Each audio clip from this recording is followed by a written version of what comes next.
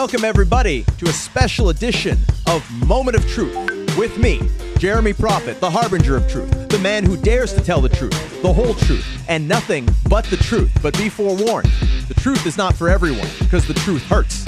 Joining me today is someone I consider a friend, someone I've done battle with in the ring, someone I've teamed up with behind the scenes, and someone that I am fortunate to work with on a continuous basis, and that is the one and only Professor H, Shayne Hawke. How you doing today, Hawke? Man, if I was any better, there would have to be twins of me, Jeremy. Let me tell you, my friend, it is a summer Friday. It is shining outside. I have my drapes closed because, unfortunately, I am translucent in the sunlight. But I'm doing great. I feel good. Life's good. Yep. Now, for those of you at home who do not know who this man is, he is the current head trainer at the I.W.S Pro Wrestling Dojo. Fantastic wrestling school here in Montreal. You want to get some great training, head on over there. You'll get to train with the likes of this man. You get to train with Speedball Mike Bailey, and you'll get to share a class with a lot of great promising students as well.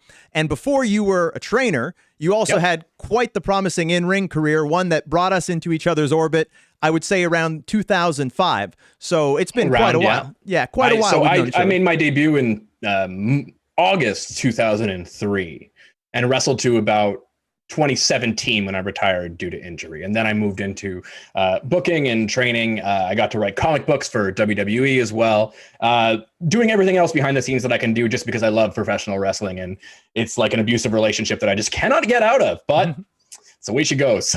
Yeah. So a man of many credentials, you wear many hats in the business. And one of the reasons I'm glad to have you on here, not just because you're my friend and coworker, but because you're extremely knowledgeable. And something I've been trying to shed a lot of light on is the situation faced by all Canadians, whereas we don't have the same level of exposure and scouting that people do in the United States. So as a coach and as a trainer, what advice would you like to say to aspiring talents out there who are looking to get to that next level, but have to overcome that kind of obstacle? Well, I think I'm fortunate enough that I was able to have a pretty decent career in the United States. I mean, I was in Shakara Pro, that's now defunct, from 2007 to 2010, I believe. I was still able to do quite a bit in the Connecticut area and the New York area, even after that, till about maybe 2013. So I've been able to make quite a few contacts in the industry over my years. And one thing that I honestly like to tell new people is just be nice to people, and to be friendly and to make friends with people as much as you can. Now, obviously, people don't have the luxury of crossing the border right now with COVID. And even then, it can be quite the ordeal as a Canadian to cross the border in general. Making personal connections and contacts with people down there is more important than ever. And right now we're doing that with social media, with shows like this one that we're on right now, with our Twitter, just engaging in the conversation, in the hashtags and the whatnots and I'm not very good at it, but I do tell my students to get on their social game right away. We were lucky enough at the I.W.S dojo to have Pete Dunne, NXT superstar, give a variety of seminars. He gave 2 seminars, then one with British Strong Style. And one of the biggest pieces of wisdom that he imparted onto the class was to get on your social media game now. Right now, people want to see that Twitter stuff. They want to see Instagram, Facebook if you're a bit older. But regardless, having that following is going to help you get to the United States. And of course, when you want to get a visa in the United States, like let's say I want to get a visa and work in the United States as a professional wrestler, I'm going to need to prove that I'm better for the position than any American is for that position. And that starts with having a physical piece of evidence about how popular your act is. So for example, a number of Twitter followers. If you have something like 30,000 Twitter followers or Instagram followers or YouTube or whatever the social media platform of your choice is, get on that now. Don't wait until you feel you're ready. You're never going to be ready. Get started on it yesterday. Yep. Definitely an important piece of advice for all aspiring Canadian or international talents out there. I think Pete Dunne is a fantastic talent. I've had the chance to wrestle Pete Dunne while he was WWE UK champion. Hell of a match, hell of a fighter. Hopefully that match will see the light of day one of these days, but definitely I'd love to run that back with him anytime, any place, any company. And wink, wink. Yeah. And when it comes to, like you said, social media followings, it's something that unfortunately we don't get taught that in wrestling school, in my day, and I hate to date myself, but I started right around when you did. I mean, you Yep. were August 2003. I was September 2003. Instagram didn't exist. MySpace, I think, AOL Instant Messenger. We were in the MySpace generation. We had MSN Messenger back in the day. We also had MapQuest. I remember. Yes, GPS was just God forbid that those directions flew out the window. Let me tell you, because I remember one time going down to Philly to wrestle in the arena with Max Boyer, who you know very well, and he had the windows open, and I was trying to reach for the MapQuest, and he was the kind of person who would just like poke at you and just have fun, and we just the directions flew out the window. Wow. And our directions were gone, and we had to find our way home. We did, thankfully. But no GPS at the time. Just word of mouth. Tape trading was a big thing. And with the rise of the internet and the digital age, it is a lot more accessible to see people from around the world. But because of that, it does make people a little bit lazier. So to be part of that conversation as fast as you can, the professional wrestling online community can only be beneficial for a wrestling student. And don't be a dick. That's all. Like, don't be an idiot online. Be a good person. Be respectful. Be professional, and it'll be only a boon. It'll be only a feather in your cap, another tool in your utility belt, so to speak. That I believe is equally as important to your physique and to your in-ring ability, because it's not necessarily what you do in the ring. It is a lot of who you know. I've seen some people who are extremely talented go nowhere because of just not having that social aspect to their game. And it is as much as being a star is important. Like, you have the it factor, but you also have to work for it. Like, it's a job. Yep. And I can definitely call myself out on a lot of those aspects, because I always felt the important thing was what you do from the second you walk out the curtain to the second you go into the back, and, you know, was more into being professional as opposed to being friendly, like you say. You know, what I find interesting is you talk about, you know, your career in Chikara and obviously getting the opportunity to work in the ECW arena in Philly. I get the impression that a lot of what you've done in your career, most of your merits, despite the fact that most of your career has been in Canada, most people remember you for working in the States. Am I wrong in that assumption? Or? No, you're absolutely right. I think that the majority of the time that I'm in the conversation is because of my work in the United States. And I would easily say that my work in Canada dwarfs what I did in the States. But regardless, when I'm in that international level of conversation, it always comes back to my time in Chikara with Mitch Ryder and Larry Sweeney, and my feud with Claudio Castagnoli at the time. Names that are easier for Americans to recognize, I suppose. That still gets me popularity to this day, and it's been over a decade.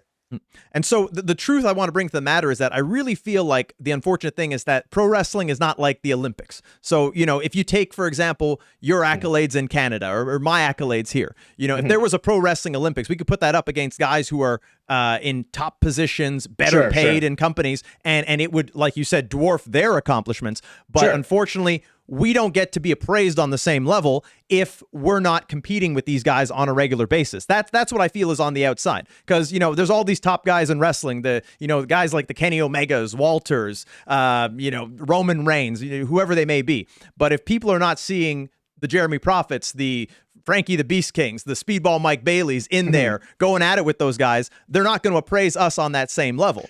And I think that's kind of one of the unfortunate things of being stuck in this microcosm in Canada is that no matter how much acclaim we achieve amongst ourselves, it's not viewed on a world stage as being as great as the American independent scene.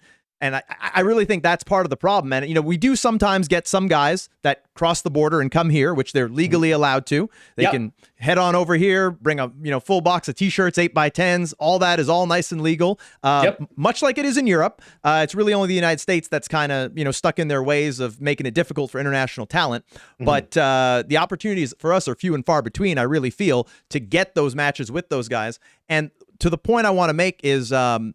as the wrestling fan, you get to appraise a talent as being outstanding because they work with these other great talent. They're reliable. Yeah. On time. They're fun to have in the locker room. They have a love for the business, and vice versa, that they're not somebody who's, a kleptomaniac or going home and, beating their wife every night. That they're a quality human being. So I think that in a business... Yeah, I'm not a fan of domestic abuse.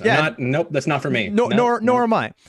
So when it comes down to it, I think that's something that a lot of people miss is that it's a game of who you know, like we talked about. But if we're not able to make those connections and be around these people who can put in the word for us, that's hindering us, I think, just as much as the border. Would you agree? think I would. I do think, though, there is something to be said to making those online connections. I think that in the world we live in, that it is a possibility. It is definitely a more challenging aspect to the Canadian scene and the career. I think that just being able to make friends and to like the who you know thing is very, very important, especially in entertainment in general, not just in professional wrestling, right? Like knowing the right executive producer will land you a movie role that'll make your career. If you can never meet that executive producer, if you can't go work at the LA restaurant and give them your script, you might not ever make it at all. It's like what they say in real estate, right? It's location, location, location. And that's really important towards making money, making it in this industry. Absolutely. And I think it is a shame. There's good and bads to it, obviously. I mean, the United States does have a governing commission when it comes to professional wrestling, which can necessarily weed some of the more dangerous or more unseemly people out, which can be beneficial.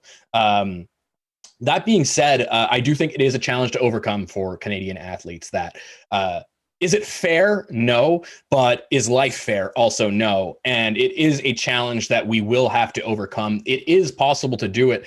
One thing that I like to tell my students that we don't necessarily do in wrestling school is take a social media course. Go online. You can find free ones easily. Learn how to gain a social media following and rich. Like, we need media literacy, and we needed it back in our generation as well, not to date ourselves again, but we needed media literacy for what we were reading and what we were watching. And likewise, I believe that if you are a pro wrestler, I think it's Triple H who said the quote, maybe it's Eddie Guerrero. I'm not sure which one it is, but you'll be able to tell me, I'm sure, where he said, like, the job part of pro wrestling is not in the ring. The in the ring part of pro wrestling, that's the fun part. Everything else, that's the job part of pro wrestling, the getting to the venue, the selling the merchandise, the getting in the gym, the nutrition, the training, all of it. That's the job part of pro wrestling. If you want to treat it as a job, I believe that learning social media skills, media literacy, and the way to promote yourself effectively and not necessarily rely on a promotion or promoter or somebody to notice you, to be able to really just get your foot in the door. Like back in the day, we would send out wrestling CVs. Remember that? We would send out like VHSs to different companies and just send emails. And I think that get used to rejection as a pro wrestler. Get used to it and just keep on pushing and pushing and pushing. You're one of the most consistent guys that I've seen in the last 15, 20 years. And even you're having difficulty now, as we see with this show, and you shouldn't have that difficulty. You shouldn't. But I don't think that the word should or shouldn't is very conducive to success. Well, when it comes down to it on my end, I mean, there's been adversity, but adversity fuels me. When it comes down to it, Sure. You know, maybe if I didn't have as many obstacles, I could have been somewhere else. But also, maybe I wouldn't have been as resilient to want to be able to you wouldn't be you. those sort of, you wouldn't be you anymore. If we change, we can look at the past and we can say like, hey, well, I wish I could change this and this and this, but you would not be you anymore. And you would not necessarily be changing anything because you wouldn't know to change it. Mm-hmm. You have to touch the stove in order to learn not to get burned. Yeah. A lot of people have to learn those lessons, and we learn them the hard way. And there's a reason why veterans of over 20 years are just getting signed now. Yeah. Because without the proper coaching and the proper method, which nobody really knows what they're doing, like people at the biggest dance, even they can get confused sometimes and get things wrong sometimes. There's no one way to do professional wrestling properly.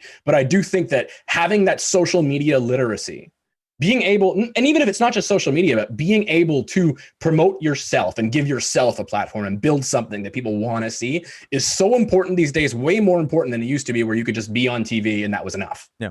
No, totally. And, you know, to the point that you're making about social media and whatnot, to me, it still kind of seems a little backwards that we have to make our own exposure when, if you look at professional sports, of which professional wrestling, top sport, top money gainer, you know, sure. WWE getting billions of dollars from TV networks, sponsors, etc.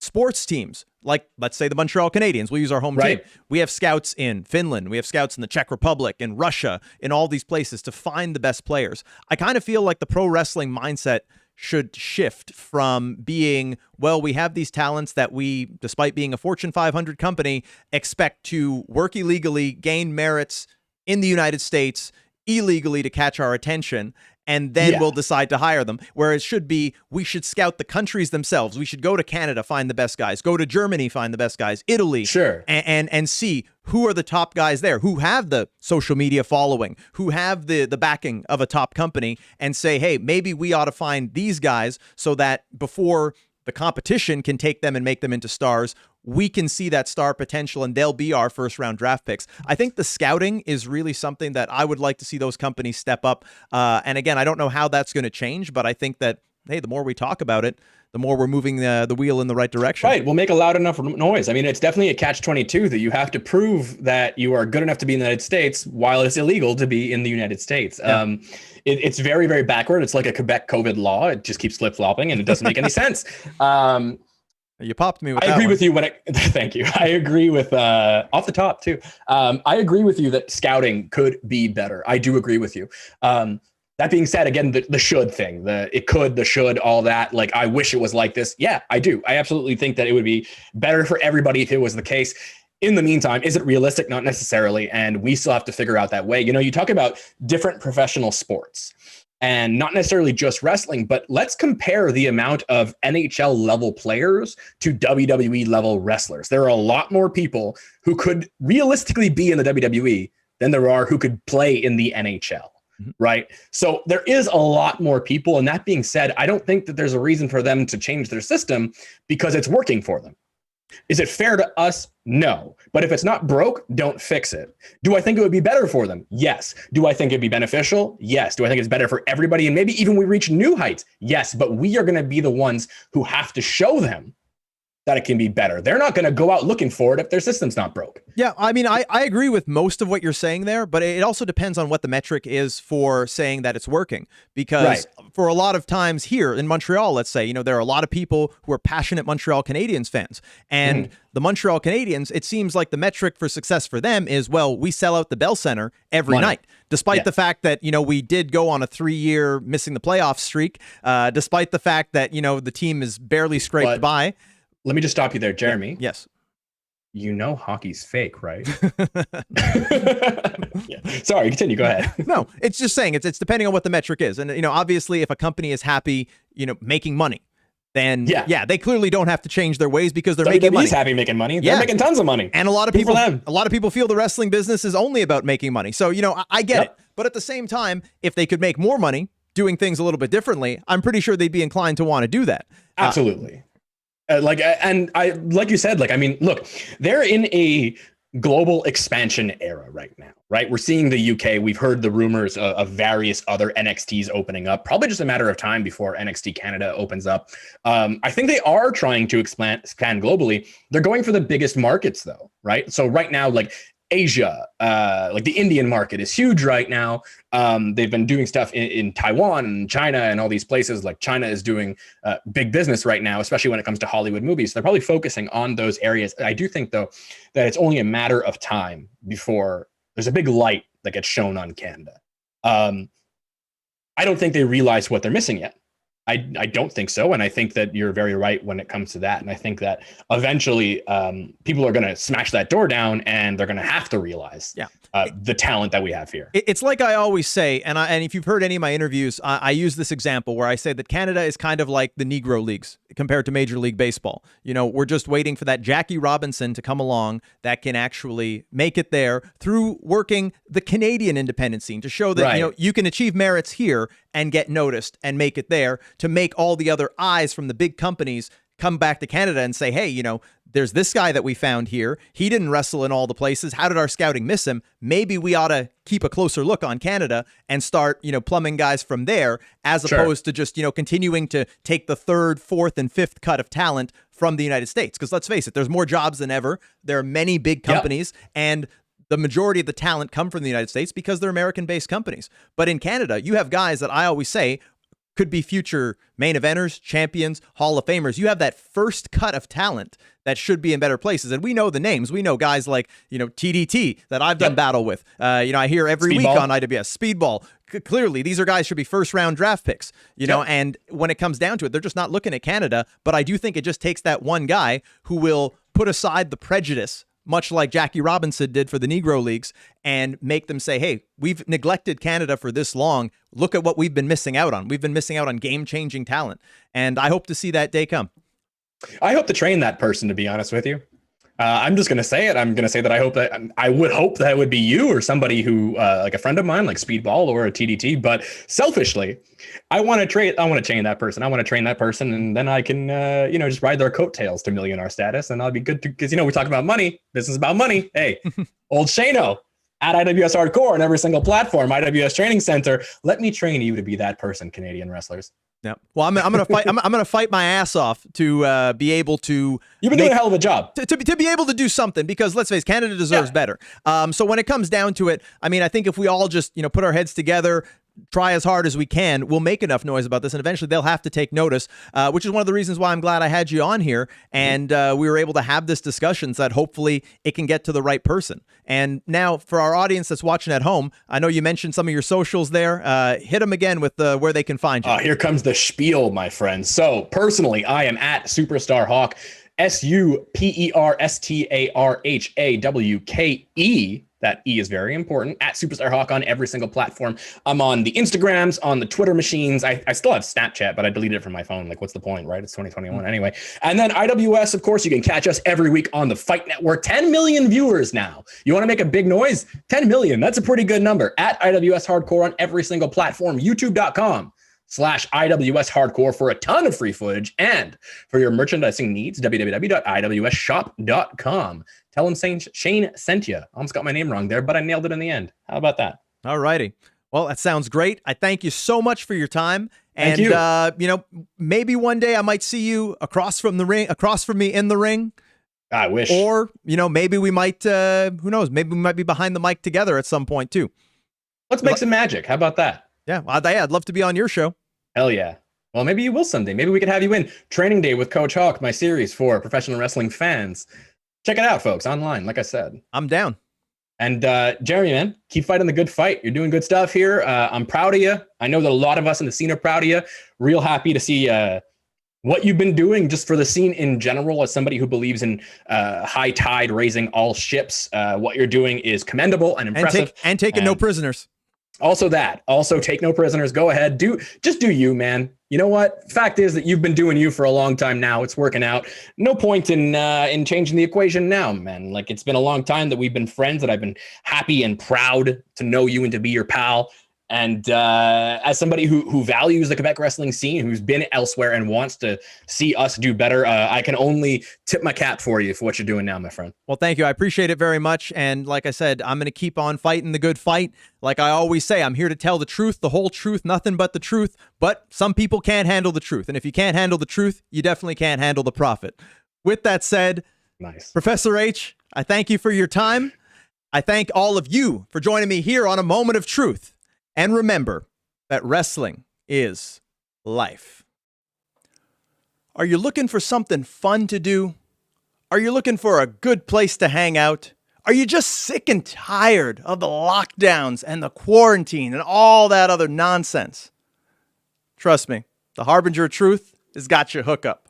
And that is Esports Central, located at 1231 St. Catherine West. And if you're not that much of a gamer, trust me, they got great food. So you can check out all their menu. I got it right here. All kinds of stuff. And great names, too. You got the Netflix and cheese. You got the Bob's Burger. You got the How I Met Your Meatball Sub. You got the Heisenberger. I tell you, they got a menu that's loaded with not only catchy names, but it's a lot of great food, too. You don't have to be a geek to enjoy going to the Geek Bar, because they are going to make sure that you have the time of your life. And I know you Montreal folk are going to like this, they are setting up terraces. So you will get to live what has felt like an antiquated, archaic experience due to this crazy lockdown, which is you'll be able to go there, sit down, and enjoy a meal. Ain't that something? So take your ass over to the terrace at Geek Bar for our good friends at Esports Central, 1231 St. Catherine West. You might even see me there.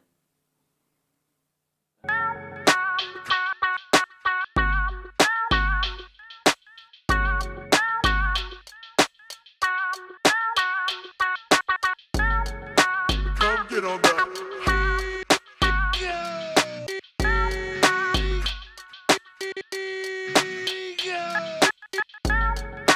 Come get on that.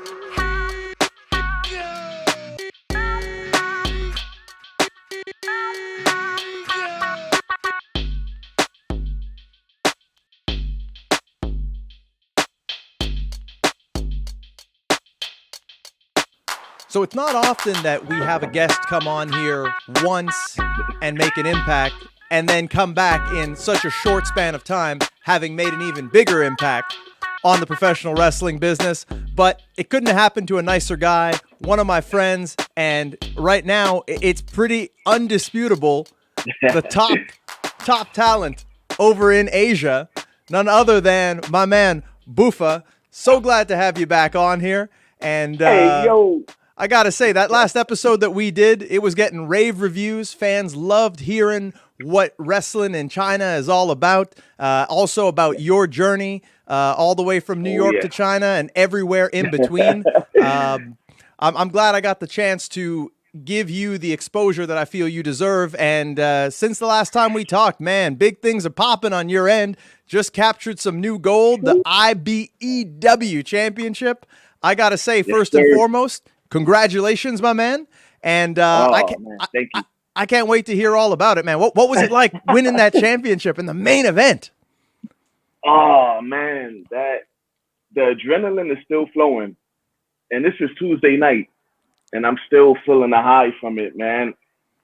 The support I've received after winning the heavyweight title it's amazing. Like I tell you, I mean, I've won a few championships, but you know that. Ooh, man, you already know. You already know. Oh yeah, you know when you win a championship, it's something special. But you know, especially definitely. to be able to do it in another country, you know, in your case, you know, you've been working so hard year after year, grinding, man. hustling, and I think it's just so well deserved. So I understand that. Yeah, you're probably feeling, you know, over the moon right now, feeling ecstatic. Yeah, man. So when did you find out you were in the main event and the title was going to be on the line? How long was that booked? Oh man, I didn't find out until maybe a week ago. Okay. Yeah, about a week ago, I received like the full card of like all the matches and everything that was going on. Like I had no idea. I didn't know what to expect going in, you know? Yeah. So when I found out that I would be in the main event, I was like, man, all right. The pressure's on, but I'm ready. This is what I work for, you know? Yeah. So I was more happy than anything, man. I was like, about time. Somebody gets it, you know? Somebody gets it. Yeah. So Well, I was ready to go, man. Yeah, that was exactly why I wanted to get you on here, because I've been seeing the good work you were doing, and you know, you and I had kind of fallen out of touch for a little bit, but you know, I kept my eye on you. In fact, I discovered MKW and wrestling in China through you, because you know we're friends on social media, and I said, man, you know, I started watching MKW Blast Off, and I'm like, you're doing such great work. The world needs to know, you know, because you're there, you're like a diamond in the rough. And I think more eyes needed to be on you and on that company that was doing so much good in a market where wrestling had not yet taken hold. So I don't want to take any credit on it, but I mean, I like to think I kind of maybe got the ball rolling of, you know, showing you to the world and saying, hey, we got a top player in the wrestling industry here grinding away in China. Hey, man, take it. You deserve it, man. Well, you're the champ, so I mean, you deserve it. Now, tell me a bit about this show. So, you know, this wasn't an MKW show. This was another promotion, IBEW? Yeah, this is a new promotion, but MKW was helping out with some of the talent. So it was a mix of about 4 different wrestling companies here in China. You know, MKW, KOPW, OWE, CWE. So it's a mix of all 4 companies with different talent from different companies being a part of the show. So it was pretty damn big, man. Yeah, a big moment for wrestling here in China for sure. And if I'm not mistaken, your opponent that unsuccessfully fought for the championship put up a great effort, though. It was a great match. Oh man, he's amazing, man. He's from OWE. Yeah, Junji. That's where I was going. Yeah, OWE. And they had a bit of a working relationship, I think, with AEW. Some of their guys were going. Oh yeah. Yep. Yeah, they did. Yeah. At one point. Yeah. Yes. So I think that was pretty good for MKW with you representing them, that you brought home the gold on a show that was co-promoted by all those different promotions. So that's going to be ongoing? They're going to start running regularly? Oh yeah. That's definitely the plan. That's the plan for sure. You know, which is great, man. That, as you see, the turnout was amazing. Yeah. This was the first live wrestling show in Shenzhen in, man, like 2 years. Wow. And that turnout was amazing. A Tuesday night, you know, So it's hard to get people out on a Tuesday night to any type of event, Yeah. And with the traffic out here, it's pretty hectic, man. So I was surprised to see that many people there. Man, it added to the show, man. Added to the matches. It was amazing. That crowd was on fire. Now, That's probably one of the best crowds I've wrestled in front of in China since I've been here. Well, absolutely.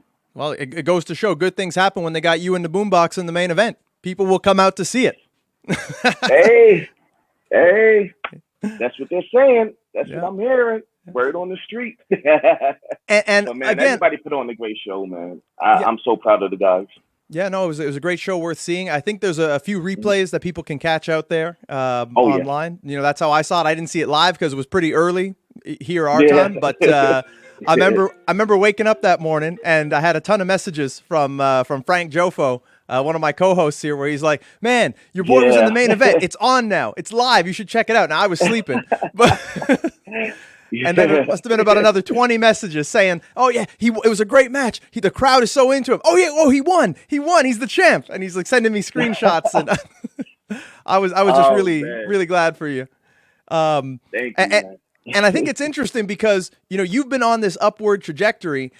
Even in MKW, you had a couple of title shots against the Zombie Dragon, which was something we talked about the last time that we had you on here, saying that you deserve that title shot. Lo and behold, they must be listening because they made it happen. Oh, they are. They definitely are, man. And it's crazy, man. Spoken into existence, man. Yep. Just like a few weeks later, I'm getting a shot at the heavyweight title in MKW. Yeah. So, hey, man, they're listening, man. They definitely are. Yeah, absolutely. And I'm going to make a bold prediction because, like you said, sometimes you got to speak these things into existence. And I'm going to say that it would not surprise me to see you not only having the IBEW championship, but also gaining the MKW World Championship to go along with it. One belt on each shoulder, maybe one belt for you, one belt for the boombox. I'm going to speak it into existence. And when a prophet speaks, believe me, good things follow. So I see big things in your future. I think we're going to have Buffa 2 belts. I'm with it, man. I'm definitely with it. It's going to be kind of hard to come to the ring with the boombox and 2 championship titles, man. That's going to be pretty tough. I don't think there'll be a lot of movement going on. You won't be seeing me strut or dance. My entrance would probably be like the Undertaker's entrance, just slow, steady pace. I ain't gonna be able to do too much dancing and moving around with 2 belts in a boombox. It's gonna be kind of tough. That's true, but it's a small price to pay because I think that they have no better ambassador for their company than yourself. Yeah. And in all seriousness here, I think that a lot of this comes from the fact that I just think that you're such a likable personality in and out of the ring. You connect with the audience, which is something that is really lost in today's generation of wrestling, where a lot of people put the emphasis on the athletics and the in-ring aspect and not so much remembering that you need that connection with the audience. They got to care about who you are. So true, man. That's one thing I focus so much on is the connection with the fans, and even not even so much the fans, because now with COVID, there's not a lot of fans in the crowd at some of these shows, if there are fans there at all. So I still bring the same energy no matter what, whether there's like 1,000 people in the crowd or no one. We still have the cameras there. Yep. That's one good thing. We still have the cameras there. So I'm just giving the same energy no matter what. The fans deserve it. If they're watching at home or they're there live, I'm still going to give them like 100% no matter what. Yeah. And it definitely comes through the screen. I haven't had the chance to see you live since you're doing this, since we're, many oceans away, but definitely comes through the screen. And there are millions upon millions of people on the internet watching it. The show is available on all kinds of social media platforms, YouTube, etc. I encourage you guys to check out all the companies that he's a part of. And I think you're a good representative of the company because, you can go and do an interview like this and you can enlighten people. as to what it's all about. You look the part. You, as soon as that bell rings, as soon as you walk through the curtain, people have got to take notice. And you know, it's something like I myself, I try to be very much the same way in my performances. And you know, absolutely. I can totally relate to that, and I think that that's why you're a good choice to be champion just about anywhere. And I think also, you know, you're bridging that gap for cultural diversity. You know, when I tell someone, hey, you know, good buddy of mine, he's a world champion in China, you know, they're not picturing someone that looks like you. So I think that in a lot of ways, you know, you're bridging that race and culture gap by being able to show that, you know, a young kid from the hood in New York can travel overseas and succeed in the professional wrestling business. I think that's great. That's my motivation right there, man. You know, I was that young kid getting into the business, and I'm like, man, I want so much more for myself, my career. I want to travel the world. I want to, you know, experience different cultures, you know, meet different people. So that's what drew me to Japan, and why I think I was able to like navigate all these like different countries without a problem, you know, live here, live there, no matter what, and be able to do it successfully without a problem, you know, because it's pretty hard to be out living in these different countries where you don't understand the language, you know, and you have to deal with like the whole work visa issue, and it's a lot. It's tough. It's not easy, you know, because I'm not just doing tours here, there. I'm living in these countries, you know. It's easy to do a tour, you know. Everything is already set, you know. You have the tour bus, things like that. Somebody look out for you, but I'm on my own. I gotta handle my own business. The days of touring around and having somebody with me to go to like immigration and things like that, those days are done. I have to do all this on my own. Wow. And I don't speak the language, so it's tough. It's not easy. Like, people see me out here like, oh man, you're doing great. You know, they think that life is easy for me. It's not. It's tough. I still have to wrestle, you know. I still have to travel around the world and all that. It's great, yeah. It may seem glamorous, but we're pro wrestlers, you know. It's not that glamorous when you're outside the ring and you in and out of hotels and you living in your bag. Yeah, wherever you lay your head is home. That's not it's easy, man. Yeah, man. It's like, it's something that people don't get, is that when you think about it, us as wrestlers, we're doing the long drives or the flights or whatever it may be. All of our time is consumed by the travel to finally get there. And then you got maybe, you know, 6 to 15 minutes to actually do the wrestling. So no matter where you're going, you know, that's the amount of time you're putting into wrestling and actually doing the fun part.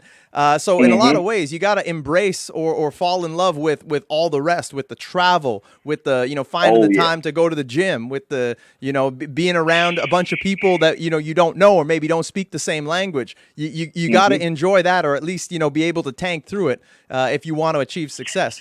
But like in your case, you know, you're breaking barrier after barrier, and I think that it speaks to your work ethic and your natural talent, which, you know, that's what the game is when talent meets hard work, you know, you can't be denied. Success. And I like that. I like that, you know, because I like to talk about the realities of wrestling here. That's why we call it a moment of truth here, because, you know, me being the harbinger of truth, I like to get past the glamorous and get to the actual crux to the issue. Oh, yeah. Now, I wanted to go in a little bit more about your time there and how it started. You mentioned the work visa process. You mentioned having to uproot your life and live there. I know you had said you first went over a couple of times, but when did you make that decision that you were going to permanently base yourself out of China, and how did that come about? Well, that came about after I moved back to Hong Kong, because I only came back to the States to do the WWE tryout at the Performance Center. So after the tryout, you know, we had to wait like a few weeks to find out if they were going to hire us and all that. So they basically, you know, told me that, you know, they didn't have anything available at the moment, but, you know, there's going to be other opportunities, like whether they do like another Cruiserweight Classic or like their like international tours and stuff like that. They basically told me that, you know, there will be opportunities for that, but there's nothing like open for us on a roster, because they had, like, at this time, they had about like 9 guys that was coming up.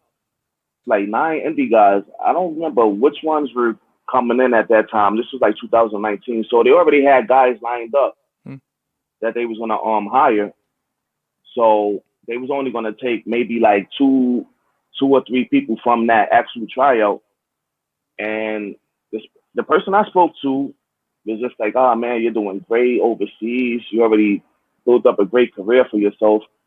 So he was just like, go back overseas and keep on doing what you're doing. And when the opportunity comes, we'll contact you. So I was like, all right, cool. So I chilled at home for a little bit, maybe about a month. Then that's when I got contacted by OWE about coming over to Shanghai to start working for them. So that's what brought me back to China. Full time, actually, was working for OWE. And I've been here ever since. Okay. Well, that's interesting. And you mentioned like the work visa process. What was that like? Is it as complicated as it is for the US, like for a guy like me from Canada, or is it maybe a little bit more streamlined? It's more streamlined. It was easy. Like the visa that I got here in China, the work visa in China was much easier than the one in Japan. Because I had to get the letter from 01.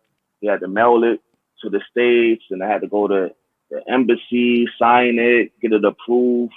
Then I was able to come to Japan. So it was like a long process. It was maybe like 3 weeks I had to wait to get my Japanese work visa. But the one here in China was easy. They got that for me in like a day or something like that. Oh wow. So it was much. Yeah, I didn't even know I had a work visa in China until like maybe about a month after I actually like did this press conference for them. And the guys was like, yeah, you can wrestle here. You can wrestle in China. I'm like, huh? I don't have a visa. They say, no, you have a work visa.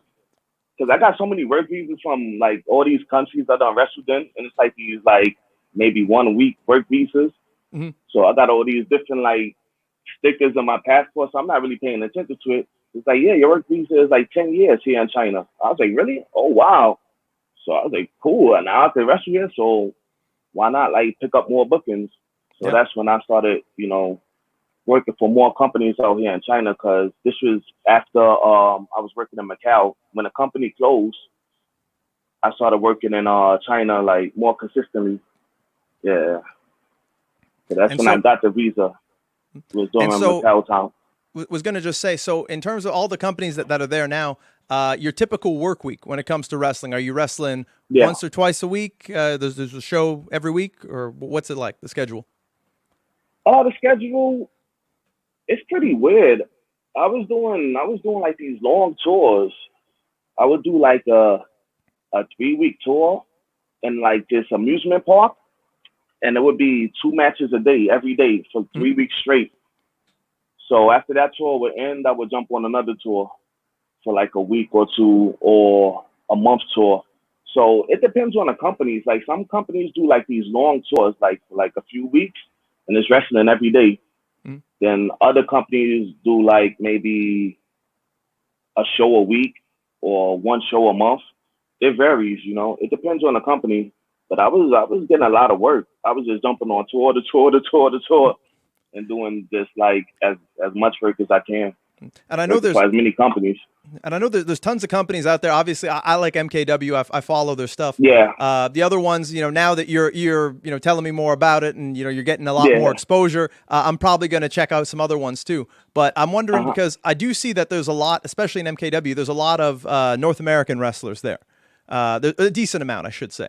So I mean, what's the atmosphere like in the locker room, where you have such cultural diversity, where you have guys who are homegrown China, maybe not as exposed to the world of wrestling, and just getting their footing there, and guys who are have more experience, more veterans of the industry? Is there a good camaraderie between the two sides to maybe help each other out, and even with the language barrier? Absolutely. A lot of the Chinese guys, they understand a little bit of English. The locker room in MKW is solid. Like everybody gets along. It's like no problems at all. Everybody is cool with each other. We go out after the shows. sponsor dinners, we eat, we chill. It's a cool locker room, man. It's not what people would expect. They would probably think, you know, the Chinese guys over here, the foreigners over here. It's not like that at all. Everybody is cool and tight.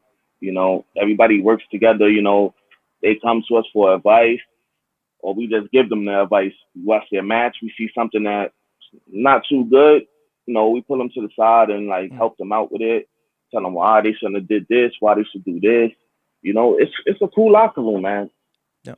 The vibe is pretty damn good there. I like it. Everybody gets along, and that's what I love. And I was surprised when I was doing my research, obviously before we had spoken the first time on here, but to see that MKW was actually owned by an American who did like you and went and moved over to China and said, hey, you know, I wanna ignite a spark here for professional wrestling and, you know, get this known throughout this wonderful country. I think that's really cool.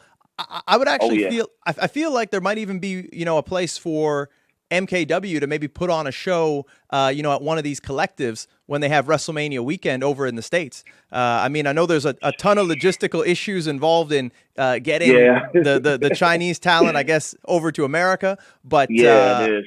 I think that would be a great showcase for the company, for the talent there, and for you, and also for the fact that there are a lot of other, you know, Americans that are performing there. And I remember you had told me there were even some Canadians that perform there. So I think it's I think it's a good mix. I think something like that would really help to put a lot of eyes on it. That would be amazing. It really would. I know like the Chinese guys will have a tough time getting to the States, you know, because of the visa issues and all that. But if we could like somehow get that worked out, that would be awesome for MKW. Honestly, you know, these guys could really use that, you know, exposure more, like, because you know they're here in China. Yes, China is huge, but wrestling isn't that big. So they need to get in front of like some real wrestling crowds, man, to really like spark something in them to motivate them more, you know. 'Cause I could tell like some of them aren't as motivated as they should be, and I get it. Like because of COVID, we don't have that many fans in the crowd, so you know it's gonna weigh on a few guys. You know, it's gonna be tough for them to really like pull through and really want to like go out there and kill it. You know, that's why I try to talk to them and, you know, tell them like, oh, get on your game. Like, just be happy we have like the weekly YouTube show. Like, that's worldwide. Everybody's seeing it. So I'm trying to get them pumped and motivated just to, you know, bring it more in the ring because the eyes are out there. People are watching. And it's go time. Time to step it up. It's I think it would be great for them, and I think that, you know, it just speaks to how strong the American market is, that, you know, really that's where all the exposure is. You know, it just takes that one match where you get in there with somebody that, you know, maybe they got a lot of buzz, you got a good chemistry with them, and then you got that match that, you know, everyone's talking about, and suddenly, you know, a star is born overnight. But unfortunately, there are those, you know, visa issues and all those kinds of things that prevent the best talent in the world from different countries from being able to do that, ourselves here in Canada included. So it's a steep uphill battle. But I think that, you know, maybe a lot of people are sleeping on China in the sense of not realizing that going over there can also be beneficial for their careers, to work with a crop of different talent and to be seen in a market where, you know, wrestling is something that really has the potential to be huge. And I think that you guys over there, you know, whether it be MKW, you know, IBEW, OWE, they're kind of first to market, and, you know, people are going to want to see their homegrown talent. And who knows, you know, it might be a great place in the future. It might even become a bigger scene than Japan, who are, you know, they're kind of having their difficulties right now. It's they are. A lot of, you know, New Japan's facing a lot of difficulties in dealing with COVID, talents that are frustrated and whatnot. So China might become an alternative overseas, whereas a lot of people were looking to Japan. I think that China's really got the potential to be bigger. Oh, man, I see it happening within the next 5 years, Mhm. China's gonna be the spot that everybody is gonna be trying to get to. I can already see it. Like, I'm talking with a lot of people that are, very interested in helping me out with my dojo and company.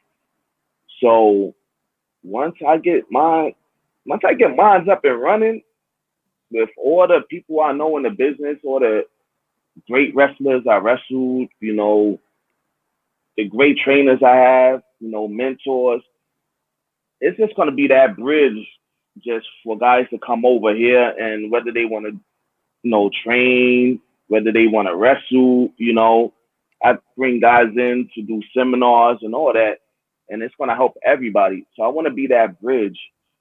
I'm trying to build that bridge because China is gonna explode. Like, the wrestling scene here is gonna be on fire in the next 5 years.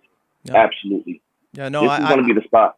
I see it. I see it happening for sure. And like we talked about last episode, I'd love to get down there and help you out any way I can. Really nothing holding me back here because we don't got any shows going on in Canada. We're kind of stuck in the past and dealing with lockdowns and restrictions and all those kinds of things. Yeah, but man. my summer schedule is wide open. So if we can. If we can figure something out and legally the government can allow for travel, that part I don't know, but that'd probably be the only thing standing in the way. I'd be happy to come down there, give you a hand. Like I said, if you need a tag partner, I'm your go-to. Hey, man, you're coming. I'll make sure it happens. I'll make sure it happens. It's on the bucket list, happen. but I don't think that it's gonna take that long. Like I said, summer's wide open. I'd love nothing more than to see a new country and hang out with a good friend of mine, make some new friends along the way too.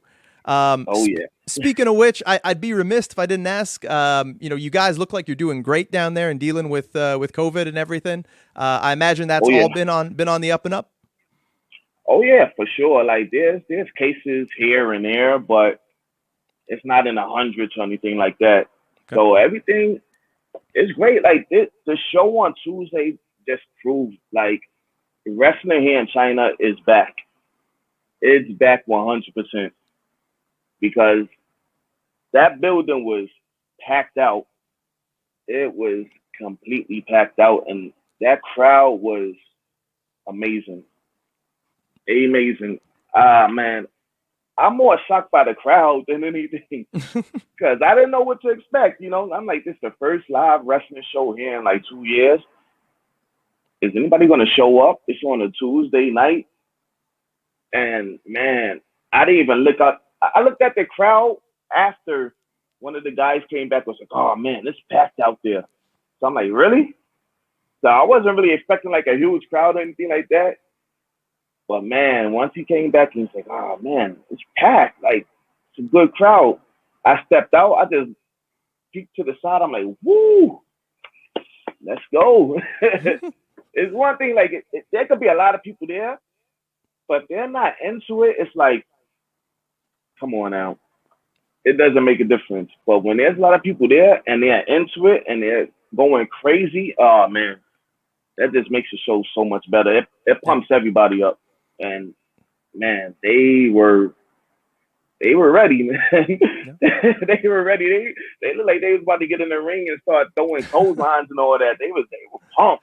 It was wild. So I mean that's interesting to hear because we all know about how the Japanese audiences, they kind of they sit on their hands, they maybe see something that's impressive, they ooh and ah. It's kind of like a crowd when they go to a golf game that, like, oh, there's a nice shot, and they clap politely. A tennis match.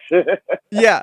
So you're saying, like, the crowds in China, like this crowd was rowdy. They were into it. Oh man, absolutely. And a lot of that has to do with the foreigners that were there. Like I was saying, like, the foreign fans here in China, they help out so much because they're rowdy, they know wrestling, they watch wrestling or they used to watch it. So they know who to cheer, who to boo, when to cheer, when to boo. So the Chinese fans, hey, they just following their lead. You know what I mean? They doing what everybody else was doing. They're like, oh wow, it's getting them hyped because a lot of the fans here, the Chinese fans, they don't really understand. But when you have these crazy foreigners going crazy, that just pumps them up. They're like, oh, man, they into it as much as the foreigners and the wrestlers. Like it was insane. It was a mix of like foreigners and, you know, Chinese people. It was a good solid mix of everybody. Like you see so many different cultures there. It was awesome. It sounds like the kind of crowd that all of us as wrestlers want to wrestle in front of. And as we're kind of, you know, winding down here in the interview, I wanted to ask you, you know, you've accomplished quite a bit here over that last little amount of time. What are your next goals? What's next for Buffa and his career? Whew. Oh man, there's so much. Like when I when I accomplish one goal, I create another one. I keep on building. Like I'm one of those people who's like never satisfied, and that keeps me hungry, you know. So already accomplished a lot that I wanted to, and now I would love to get that, you know, national exposure on TV back in the States, because I never had it. I would love to get that. That's still a goal, absolutely. My other major goal would be to start the dojo here in China and the wrestling promotion. Those are like my two main goals right now within wrestling. Yeah. Outside of that, I've done pretty much everything I wanted to do. So I could retire today and I'm happy, you know. Man, I came so far and I accomplished so much. Everything that I had on my bucket list, I was just knocking it off year by year. So I'm accomplished, man. I'm happy. And you know? and if you go back to, let's say, young you know, on the day you started in wrestling school, would you ever envision that this is the path that your career would send you on?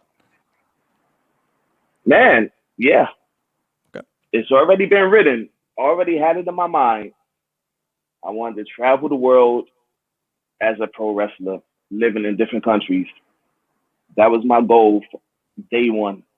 And I accomplished it. You know, that kept me on track. That's why everything went as planned, because I had it up here before it happened. I wrote it down and it came to life. Yep. You know, it all starts up here, man. It's up here. The feet going to do the moving. Everything's going to come in place. It's going to happen. And as we see, I did it.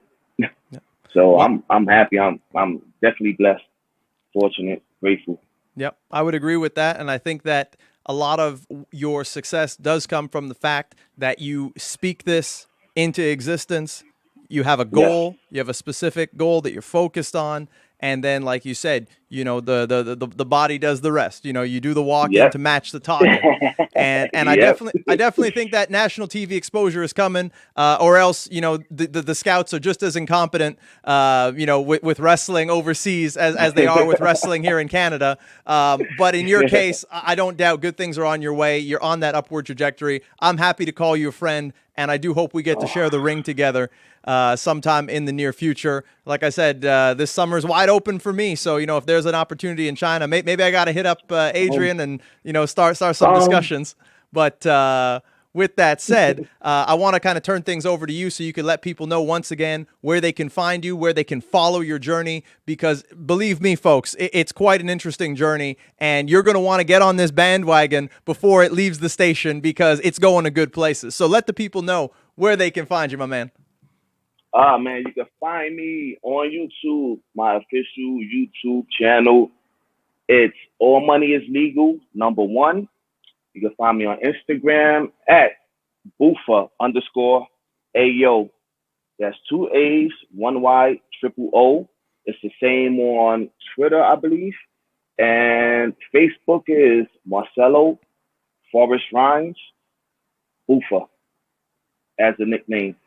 And yeah, that's pretty much all my socials. Yeah.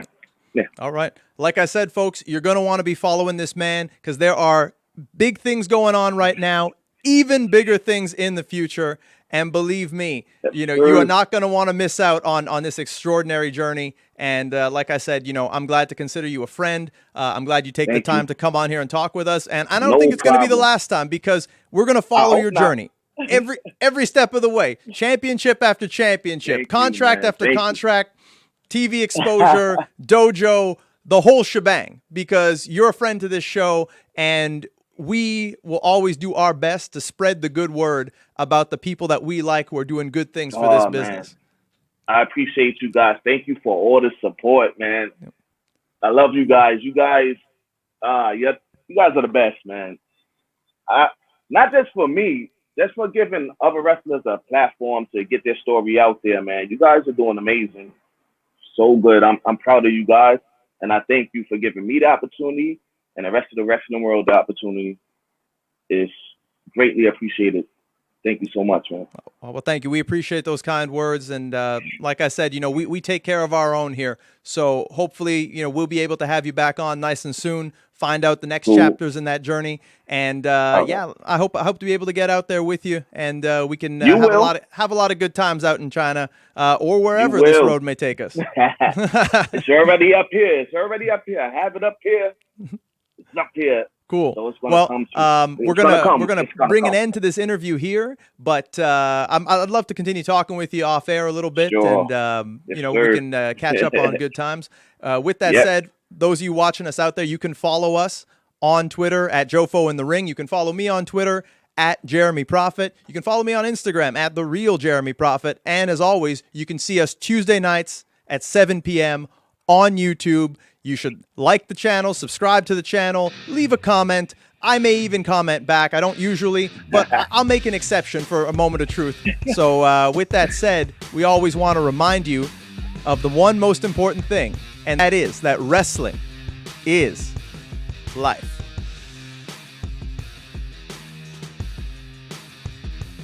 Yeah, proud and powerful. Like, Yeah. honestly, like me and my brother was responsible for those two teaming up. Oh yeah. Yeah, their first tag team match was against me and my brother. we should keep the interview going, because that's. But no, we can. I'm gonna can put save on the that for glasses. next one. That's a good story. Hold on. So Yeah. so you just said proud and powerful, Santana and Ortiz. Yeah, You and your Yeah. brother were responsible for that. pretty much, man. Pretty much. Because this was back, I was back from a tour of Japan, and it was at this school in the Bronx, like where I live in Hunts Point. There's a school in the Bronx and a promotion called BUFFA, Bronx Wrestling Federation. So Santana, at the time, his name was Mike Drastic. So I would go to BWF to train, and this is the first time I met Santana. So, you know, we're rolling around, training around. I'm like, yo, this kid is pretty damn good. So I took a liking to him. So BWF had a show that week on Saturday. This is probably like a Thursday or something. So I was like, I went to the promoter and I was like, man, I want to wrestle this kid. So the promoter was like, yeah, he's like, whatever match you want to have. Like, he would let me and my brother like book our own matches. So I was like, yeah, I want to wrestle this kid. If he gets a partner, I want to have that tag match with him. So he said, all right, cool. The promoter's like, cool, let's do it. So I told Santana, I was like, hey, man, you're pretty damn good in the ring. You know, you have a good head on your shoulders. I was like, get yourself a partner and come to the show on Saturday, and you want to wrestle me and my brother. And who did he bring? Ortiz. Wow. And ever since then, Ortiz wasn't even wrestling. He was like in and out. But that match right there, like, lit a fire under his ass, and they started teaming up consistently after that.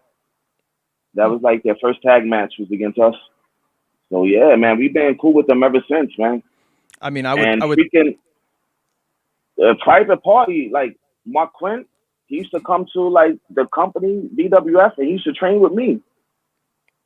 Like, I'm tight with him too. Like, Yeah. I know a lot of those guys, Kingston, like, but I don't reach out to them like, can you give me a job? I speak to Mark Quinn every day.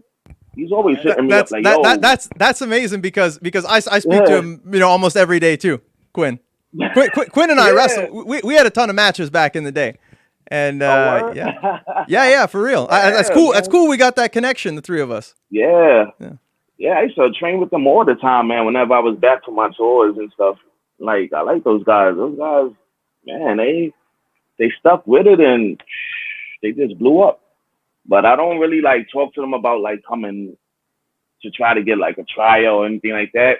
Like Quinn is always telling me like, yo, when you coming back, you know, I could get you a dog match or whatever. I'm like, yo, I don't know when I'm coming back. I'm not just gonna come back for a dog match or anything like that. If there's something like solid on the table, you know, I'll get to talking with them, but I'm not just coming back for a dog match or anything like that. So Well, I'm maybe just like, maybe a private party. You know, there's no, like it can't be a party if they don't have a sound system. So eventually, they may need somebody there to provide, you know, the musical entertainment. You know, they need a sound man. Yeah, hey man, I could come in as their older cousin or something. I could fit right in with them. I think it'd be a perfect fit. I mean, you know, once they ditch Matt Hardy, which I'm sure will eventually happen, you know, why not? He's still with them. Yeah, there's still, and now there's more. Now they got Butcher and Blade and Bunny with them too. They're it's becoming damn. it's becoming, you know, they say that expression about you know, two's company, three's a crowd. It's more than a crowd. Man. Wow, I didn't know that. Oh yeah. So I mean, Yeah. I think they're due to break away, and yeah, definitely. I mean, you'd be some good backup, some good solid muscle for them. And plus, rumor has it there's going to be some trios titles going to be debuting in AEW Wow. next year. So if that's the direction they go in, I mean, I think that there's definitely room to fit you into that equation. And you know, maybe I know you might be a little you know, hesitant to do a dark match and whatnot. You know, a luxury, by the way, that we as Canadians don't have. But I mean, who's to say you happen to go back home maybe for the holidays? You happen to be, you know, you happen to be around. Why not? I would definitely do it, but like just leave China just for that reason only, I can't do it. Especially with the borders still being closed. But if I'm in the States, yeah, of course, absolutely. But I'm not just gonna like do like what I did with WWE and like leave Japan just for the tryout, you know. So that's what I mean. Like I wouldn't just leave China just for a dark match, knowing that I can't come back into China until the borders open. No, it's pretty like, risky. Once the borders open, then once the borders open, then I'll go home to visit. Then that's when I'll, you know, see about getting a, you know, tryout match or dark match or whatever. Yeah. For AEW. And like I said, they're going back on the road, so you know, you never know if the timing works out. If you happen to, you know, be back for the holidays, maybe they happen to be in your neck of the woods. Stars could align. I could definitely see it happening. Hell, I would even, you know, I know you might be a little apprehensive about, you know, calling in a favor, but hey, look, I can't go because, you know, Canada, we need work visas and all that. I can't go, but I can definitely put in a word for my friends. And, you know, I talked to a couple of people there, so I could definitely test the waters on your behalf. Oh, I would. If I'm in the States, I'm going for it. Like I'm going all in with every company, honestly. Because why not? Yeah. You know, I'm only gonna be in the States for like a few weeks, so why not like test the waters and see what happens? You know, if that's one of my goals, I need to, you know, do the groundwork.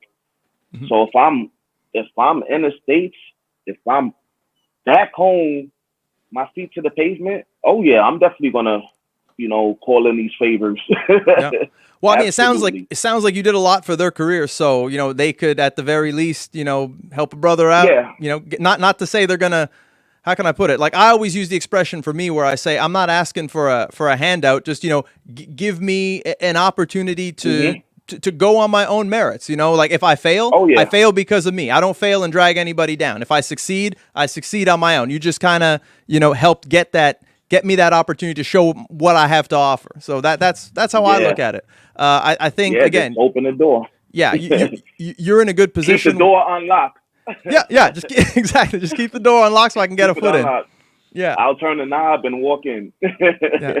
But I mean, that's, you know, I'd be remiss if I didn't say that every week I see, you know, guys like the Acclaimed on there with the BoomBox, ripping your gimmick, and you know, without the credentials to really back it up. And not only that, Man. but I think those guys are from your neck of the woods too. They're New And York yeah, guys. they are. Yeah. They are. They know me. I've done shows with them. And the funny thing is, this goes even deeper, man, because when I was working for OWE and they had Christopher Daniels, they had SCU come over to OWE and they had a match. And one of the agents was there. One of the guys that worked behind the scenes was with SCU. And this guy had contacted me on Twitter. Like, I think about, he hit me up like a week before they all came to China. And I thought it was a fan. So he's like bigging me up on Twitter and all that. So when SCU came over to OWE, we're all inside the dojo. So the guy comes up to me. He's like, "You're Buffa, right?" I'm like, "Yeah." He's like, "Oh yeah, I'm so and so." Yeah. I said, "Oh yeah. I saw you wrote me on Twitter." He's like, "Yeah." He's like, "Oh man, I've been looking forward to meeting you and all this stuff." He's like, "Been watching like all my stuff over in China." So he comes to the show and he's like posting up pictures of my match and all this, bigging me up again on Twitter. And he's in the office at AEW. So after the match, I started talking to him. I said, is there any feedback you could give me? I wasn't even trying to like ask for a job or anything like that. I was just like trying to get some, some advice, things I could change or things I could do better. So he was like, "Oh yeah," he's like, "Man, you're solid." He was like, "Only thing I would say is, maybe you should break dance like when you're in the ring." So I'm like, "Oh, cool. Yeah. That's something I was thinking about doing. I used to do a few breakdancing moves here and there in the past. But I'm like, I'm not a breakdancer. I'm not a rapper. I'm me, Yeah. I don't want to like be looked at as a rapper or a breakdancer. It's like, just because I have a boombox doesn't mean I'm a breakdancer. Like, people used to have rock music playing out of boomboxes. That don't mean he's a punk rocker or a rock artist or anything like that. So I don't want people to look at me like a rapper or a breakdancer. So I'm like, that's the reason why I don't breakdance or come out rapping and stuff. So I was like, yeah, that's cool. Yeah, I'll add a few things in. And after that, like, I think like a few like days later, Christopher Daniels is there and I have the boombox and he's like, "Oh man, that's so cool, man. That's great. Yo, your gimmick is solid, man. Yeah." It takes a lot of work to carry that boombox around and all that. I'm like, "Yeah, man, it's me. This is me." He's like, "Yeah, that's good, man." He's like, "Keep it up." Fast forward like a year later, SCU comes out with the whole Run DMC freaking look. And I'm like, come on, bro.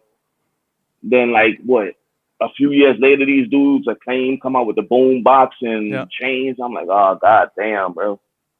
Dudes just taking like pages out of my goddamn book and just pasting them here, pasting them there, like.